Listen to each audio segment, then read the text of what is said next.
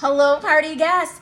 Today we are going to make puppy chow or muddy buddies or whatever you call it. I'm just following the recipe on the back of the box of cereal, you guys, because I think this is a fun one. If you get invited to somebody else's barbecue kind of last minute and you're like, ooh, what should I bring? And you want to bring something more than just a bag of chips, you guys, this is something that's easy to put together, bring to the barbecue. You can also take it to the pool. You can take it to picnics. You can put some in your snackle box. So we are going to make puppy chow, okay? So I am going to put 1 cup of chocolate chips. You guys, these are our easy read measuring cups. The increments of measure are on the inside. So when you're pouring, you can easily see exactly how much you need. I have got a 1/4 cup of butter, which is a 1/2 stick.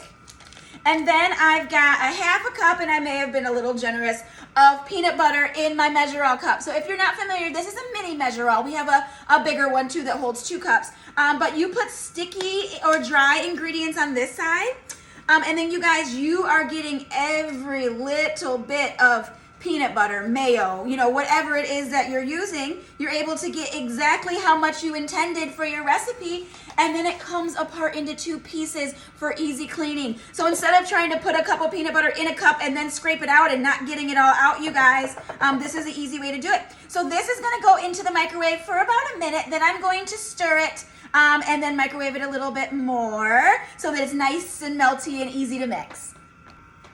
Now, you guys, I cannot ignore the elephant in the room that our beautiful batter bowls are not currently available. You guys, that is kind of until further notice. So if you're microwaving, you know, whatever glass bowl you have would probably be the best thing that you can do, because this did take me a couple more intervals of 30 seconds. And so if you're going to be microwaving something for a couple minutes, I know a lot of people would prefer to do that in glass instead of plastic. So I've got a teaspoon of vanilla in here. But you guys, that being said, if you haven't joined my VIP group yet, please do, because as soon as something like this comes back available, I am going to be screaming it from the rooftops. So if the batter bowls are something that you want, please join my group. Okay, so then I need 9 cups of Chex cereal. Now I chose the chocolate Chex just because I feel like that's just gonna add to the flavor.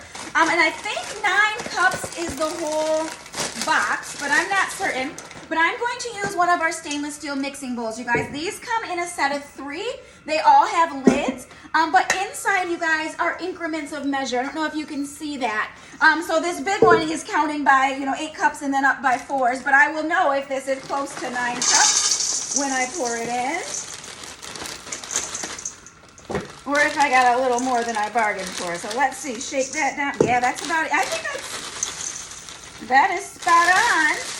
About 9 cups of Chex cereal here.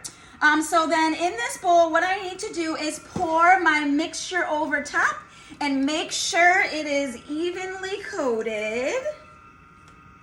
So if you are watching this for party points, you guys, I'm going to give you points as long as you comment anything on this video. But if you need a little help, a little idea, let me know what your favorite thing to eat at a barbecue is. Is it baked beans? Is it macaroni and cheese? Are you one that's always just going for the desserts? Let us know. And I maybe wanted to grab a bigger scraper for this job to toss this around a little bit better.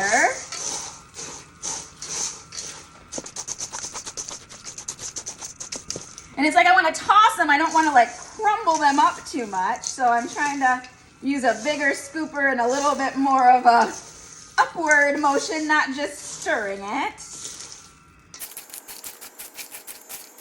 But I don't want the ones on the bottom to not be coated, you know what I mean? So I gotta get those mixed in.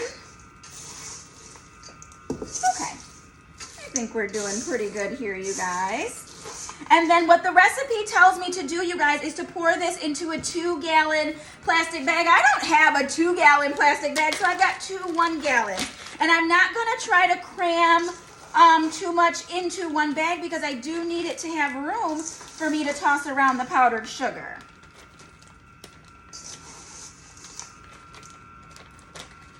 Wish I had a helper to hold this bag open for me. I don't know if I want to risk trying to go too fast. We'll still scoop. Okay, hold on.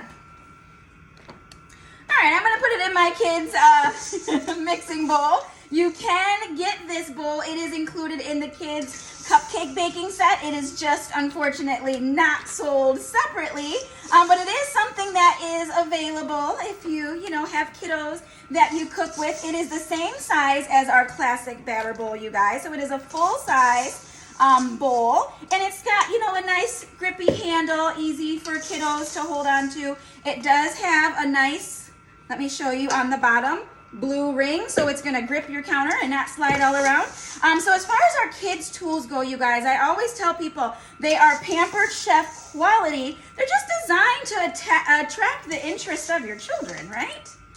Okay. And it used to come in a different color, so just ignore this one. But sometimes you just gotta do what you gotta do. And so now I have a 1.25 cups of powdered sugar. So I'm gonna put half in this one, half in that one. Zip them up and shake it up.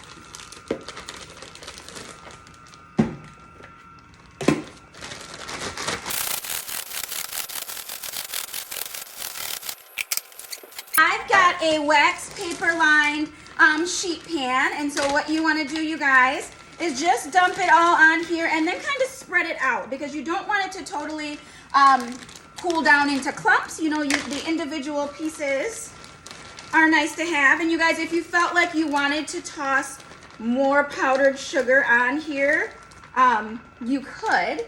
You can't have too many scrapers, you guys. I have so many scrapers. And so yes, you guys, this is just going to cool. I might sprinkle a little bit more powdered sugar on there. But yeah, we'll give it a little bit to cool.